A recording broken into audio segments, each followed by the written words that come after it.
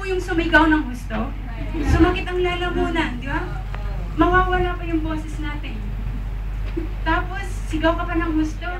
Tingnan niyo po dito. Bakit kayo ginawa nilang sumigaw? Talagang inalas ka siya ni Elijah. Sabi niya, he is cooked for surely. Sigurado po siya yung Diyos niyo, sabi ni Elijah. Perhaps, he is daydreaming.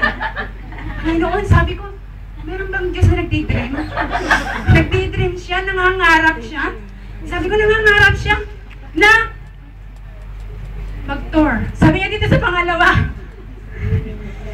daydreaming or is relieving himself or maybe he is away. Baka yung pag-daydreaming niya, gusto ko sanang magpunta sa ganito, sa malayo. So yung pag-daydreaming niya, napunta siya, nag-tour siya. Yung Diyos nila, na si Baal, nag-tour. Nag-daydreaming, nag-iisip. Meron bang ganong Diyos? Yung Diyos, meron kayong Diyos na ganon, nag-daydream? Ano kayong dinidream niya? Saan kaya siya napunta? Nag-tour siya? Turista pala ang Diyos nila. Diba? Sabi niya dito, turista pala ang Diyos nila. Sabi po dito, and or is asleep and needs to be awakened. Panginoon, napagod sa pagtutor, nakatulog. Sabi ko ganun. Tawa ko ng tawa nung binasa ko. Sabi ko, bakit kaya yung Diyos nila pagod? Nakatulog, kailangan pang gisingin. Church, our God is alive. Natutulog ka, hindi yan natutulog. Ano man ginagawa mo sa lihim, nakikita niya. Ano man ginagawa mo sa tago, ilalantad ka niya, kapatid. Eh, wag ka nang sabihin mo sa kapatid mo, wag ka nang magtago. Wag mo nang ilihim. Ilabas mo na. Ang Diyos kailanman hindi natulog o napagod. Tayo napapagod, pero ang Diyos hindi napapagod. Alam niyo po ba, nung binabasa ko ito, hit pa hanggang ngayon yung Baal. Latest. Hit na hit pa ngayon yung Diyos na ngayon. Lahat nangangarap. It's not bad na mangarap tayo ng kasaganaan.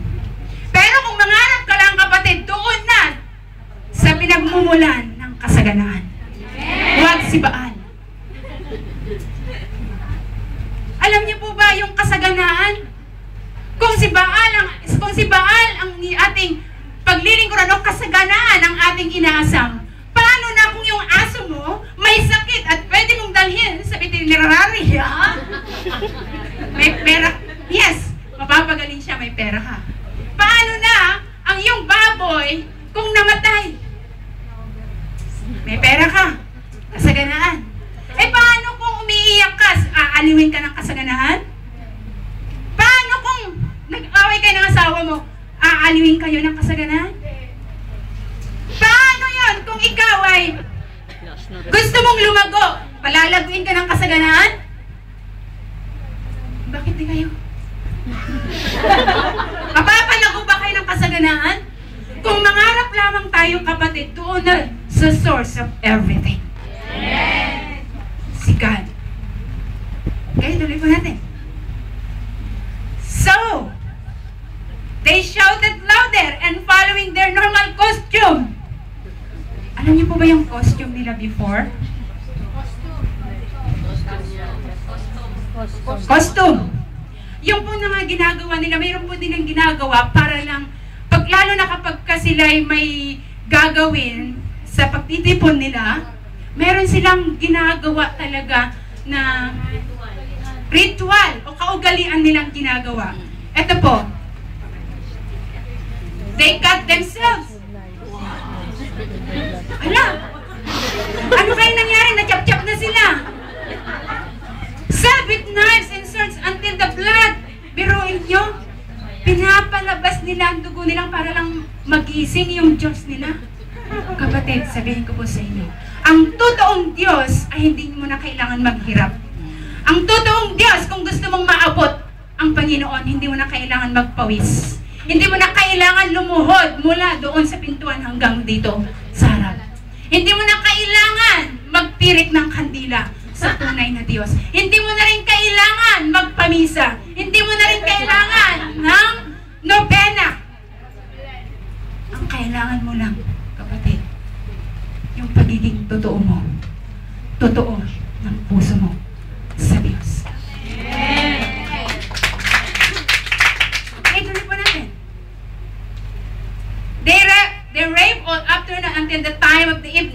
sacrifice, but still there was no sound, no reply. Grabe mo, from morning. Ikaw nga kaya, pagka mayroon kang inaabangan na pwedeng tumawag sa'yo o kausapin at nag-antay ka ng morning at afternoon time, anong pakiramdam mo? Disappointed. Walang gana. Wala na, as in wala. Nasira na yung araw mo. Nasira na yung oras mo. Nasira na ang iyong pastora. Lalo na kapag may kadate, may magdi-date sa atin, pala baliktad, kadate tayo, may magdi-date sa atin. Mag-antay ka ng ilang oras? Ano sa palagay mo? Mag-walk out ka? Karamihan, nag-walk out din talaga sa Panginoon kapag hindi sinagot sa panalangin eh.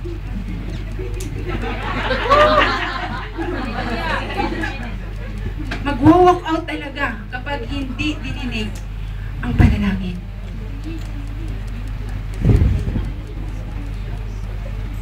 Bakit? Sino tinakot mo? Diyos? Hindi nang pumalit yung inayo mo. Hindi na ako aayo. Bakit? Sino tinakot mo? Diyos? Ay, hindi na ako pupunta sa Diyos. Sinong tinakot mo? Diyos? No!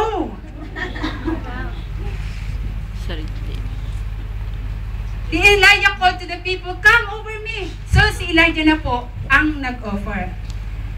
Maging open po yung ear nyo ngayon dito sa ating pag-aaralan. They all crowded around him as they repaired the altar of the Lord that had been torn down. Kung ano yung inalay ng mga prophets ni Baal, ganun din ang ginawa ni Elijah. Alam nyo, gusto ko makita nyo ang secret ng pagiging effective sa kingdom ng Diyos.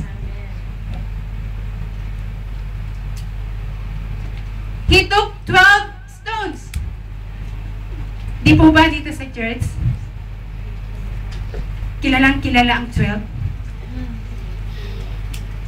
Hayag na hayag ang 12? Old Testament and New Testament, may 12.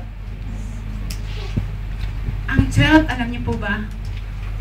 Ito yung ginamit ni Elijah to rebuild the altar. Nirebuild niya ulit yung dambana ng Panginoon. Kaya yung katabi mo, 12 yan. Mahalaga yan sa Panginoon. Huwag mong iismiran. Dahil yan ang isang bato na ilalagay para matatag ang pundasyon ng gawain ng Panginoon. Yung katabi mo, 12 yan. To rebuild the kingdom of God. Rebuild. Then, he dug a trench around the altar large enough to hold about 3 gallons. So, tubig lang, tubig. Walang gasolina kasi wala pang gasolina noon eh. Tubig. He piled wood on the altar, cut the ball into pieces, and laid the pieces on the wood. Ang naging ginamit lang ni Elijah, water, wood, soil, stones. Ito lang. Kung iisipin mo tong apat na to, saan magmumula yung apoy? Yung tubig, hindi nakapagbigay ng apoy yan. Yung kahoy, hindi yan mag-aapoy kung hindi mo apoy yan. Yung lupa, lalong hindi yung magbibigay ng apoy. Then he said, "Fill 4 large jars with water and pour the water over the offering in the wood." After they had done this, he said, "Do the same thing again." So, 3 beses nilang binuhusan yung altar na gagamitin ni Elijah. And when they were finished, he said, "Now do it." 3rd time, so they did as he said. And the water around the altar and even filled the trench on the usual time from offering the evening sacrifice. So, si Elijah na ang sumunod. Sabi niya dito, "Walk up to the altar and pray." May sinabi po si Elijah dito, "O Lord, God of Abraham, Isaac, and Jacob." Alam niyo po, itong 3 na ito, ninuno po natin ito eh. Why? Dito, si Abraham, Isaac, Jacob, bakit laging nababanggit ang kanilang pangalan? Alam niyo kung bakit? Ito yung mga lingkod ng Diyos na pinagmulan ng pangako ng Diyos para magpasa atin, dumaloy sa atin na kanyang generation. O Lord God, of Abraham, Isaac, and Jacob, prove today that you are God. Yes, Father God, prove today. Prove today that you are God in this place, that you are God in this church, that you are God na kung saan aming sinusunod, Panginoon. Prove, O Lord God, sa mga tao na nandito, na ikaw lamang ang Diyos. Prove today, Lord, prove to these people, Panginoon, that you are God, a living God, that there's no other God before you. Yes, Lord. Prove to God that you are God in Israel and that I am your servant.